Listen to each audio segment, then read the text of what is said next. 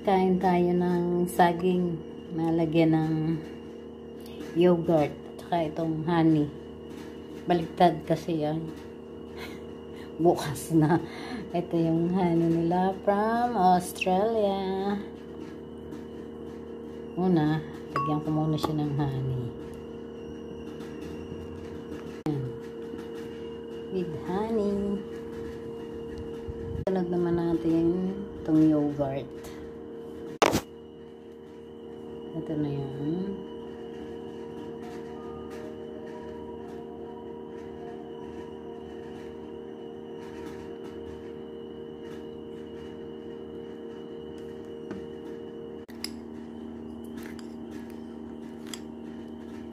Yummy!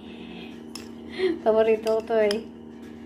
Lalagyan ng honey at saka ng yogurt. Sarap.